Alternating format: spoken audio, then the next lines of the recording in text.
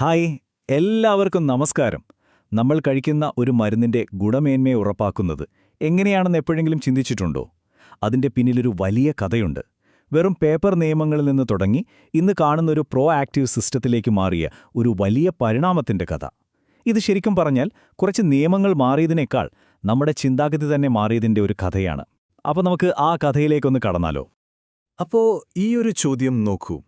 ഒരു കടലാസ് കഷ്ണം, അതിന് നിങ്ങളുടെ മരുന്നിന്റെ സുരക്ഷ ഉറപ്പുതരാൻ പറ്റുമോ? കേൾക്കുമ്പോൾ സിമ്പിളായി തോന്നാം, അല്ലേ?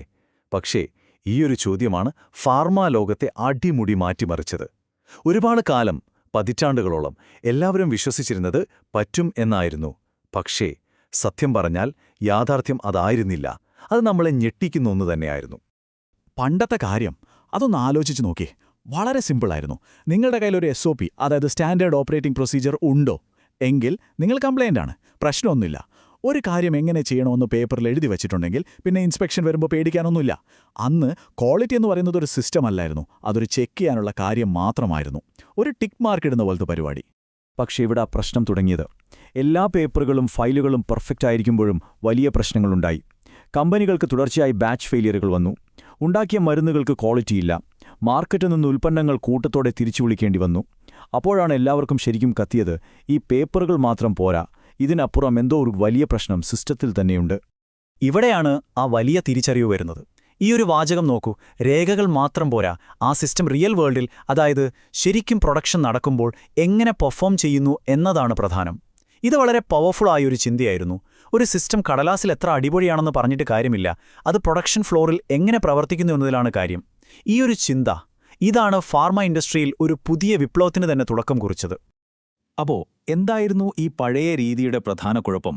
സിംപിളായി പറഞ്ഞാൽ അതൊരു തീക്കെടുത്തുന്ന പരിപാടിയായിരുന്നു. അതായത് എവിടെയെങ്കിലും ഒരു പ്രശ്നമുണ്ടായി തീ ആളിപ്പടർന്നു കഴിയുമ്പോൾ മാത്രം വെള്ളവുമായി ഓടുന്ന ഒരു സിസ്റ്റം, റിയാക്റ്റീവ് അപ്രോച്ച് എന്ന് നമ്മൾ പറയും. ഈ പഴയ സിസ്റ്റത്തിന്റെ ചില സ്വഭാവങ്ങൾ നോക്കാം.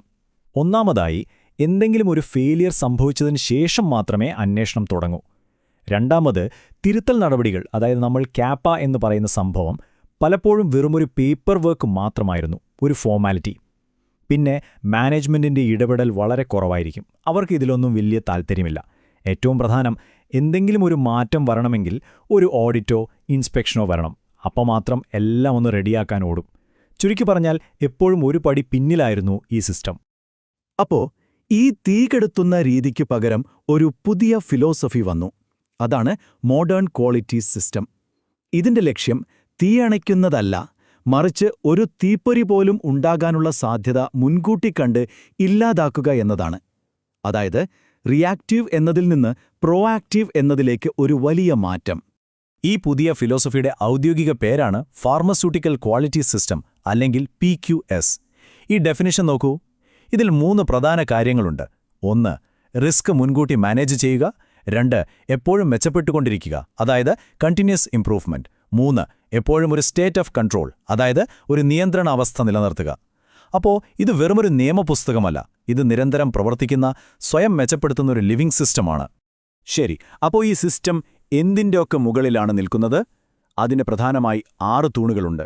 ഡീവിയേഷൻ മാനേജ്മെന്റ്, അതായത് എന്തെങ്കിലും വ്യത്യാസം വന്നാൽ എന്തു ചെയ്യണം. ചേഞ്ച് കൺട്രോൾ, പുതിയ മാറ്റങ്ങൾ എങ്ങനെ സുരക്ഷിതമായി കൊണ്ടുവരാം. CAPA, തെറ്റുകൾ തിരുത്തുകയും ആവർത്തിക്കാതിരിക്കാൻ നോക്കുകയും ചെയ്യുക.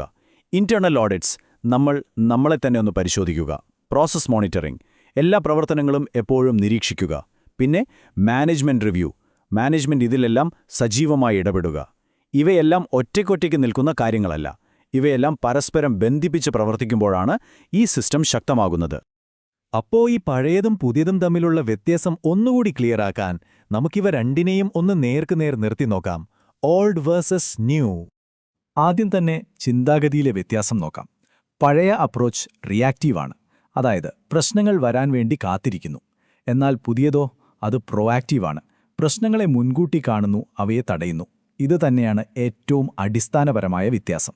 അടുത്തത് ഫോക്കസ്. പണ്ട് ഫോക്കസ് മുഴുവൻ ഇൻസ്പെക്ഷനിലായിരുന്നു, എങ്ങനെ ഓഡിറ്റ് പാസ്സാകാം എന്ന ഒറ്റ ചിന്ത മാത്രം. എന്നാൽ പുതിയ സിസ്റ്റത്തിൽ ഫോക്കസ് ഇൻസ്പെക്ഷനിലല്ല, സിസ്റ്റത്തിൽ തന്നെയാണ്. എപ്പോഴും നല്ല ക്വാളിറ്റി തരുന്ന ഒരു സിസ്റ്റം ഉണ്ടാക്കിയെടുക്കുക. അപ്പോൾ പിന്നെ ഇൻസ്പെക്ഷൻ ഒരു പ്രശ്നമേ അല്ല, അല്ലേ? ഒരു കാര്യം നമ്മൾ മനസ്സിലാക്കണം, ഈ പുതിയ സിസ്റ്റം, ഈ PQS എന്നത് ഇന്നൊരു ഓപ്ഷനല്ല. ഇത് കുറച്ച് നല്ല കമ്പനികൾ മാത്രം ചെയ്യുന്നൊരു കാര്യമല്ല. ഇത് ലോകം മുഴുവനുമുള്ള ഫാർമ കമ്പനികൾക്കൊരു പുതിയ ഗ്ലോബൽ സ്റ്റാൻഡേർഡാണ്. ഇതൊരു ആവശ്യകതയായി മാറിയിരിക്കുന്നു. അപ്പോൾ ഈ ആശയം എങ്ങനെയാണ് ലോകം മുഴുവൻ എത്തിയത്? അതിൻ്റെ ഒരു ടൈം ലൈൻ നോക്കാം. ആദ്യം ലോകമെമ്പാടുമുള്ള റെഗുലേറ്റർമാർക്ക് മനസ്സിലായി ഈ പഴയ സിസ്റ്റം ശരിയല്ല, ഒരുപാട് പരാജയങ്ങൾ സംഭവിക്കുന്നുണ്ട്. അതോടെ ICH Q10 പോലുള്ള അന്താരാഷ്ട്ര ഗൈഡ് ലൈനുകൾ വന്നു. അത് PQSനെ പ്രോത്സാഹിപ്പിച്ചു. അവസാനം ഓരോ രാജ്യവും ഇത് സ്വന്തം നിയമമാക്കി. ഉദാഹരണത്തിന് ഇന്ത്യയിൽ പുതുക്കിയ ഷെഡ്യൂൾ M വന്നപ്പോൾ ഈ മോഡേൺ തത്വങ്ങളെല്ലാം അതിലുൾപ്പെടുത്തി. അതോടെ ഇത് നമ്മുടെ രാജ്യത്തും നിർബന്ധമായി.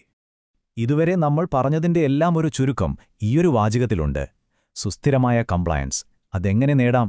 ഇൻസ്പെക്ഷന് വേണ്ടി താൽക്കാലികമായി റെഡിയാകുന്നതിലൂടെയല്ല, മറിച്ച് ഏത് സമയത്തും ഏത് സാഹചര്യത്തിലും ശക്തമായി നിലകൊള്ളുന്ന ഒരു സിസ്റ്റം ഉണ്ടാക്കുന്നതിലൂടെ മാത്രമാണ് അത് സാധ്യമാവുക.